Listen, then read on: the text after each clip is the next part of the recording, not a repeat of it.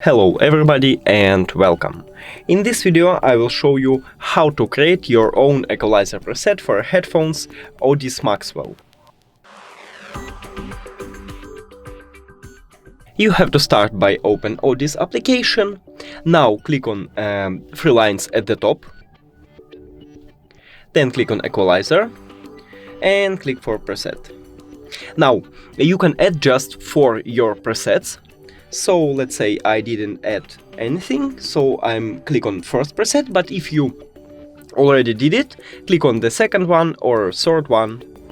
So for the first one, and now choose the best one for you. So for me it's something like here, here, here,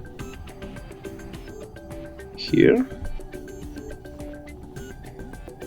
here, and that's I'm leaving.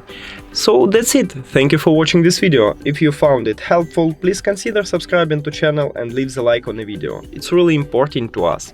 See you later.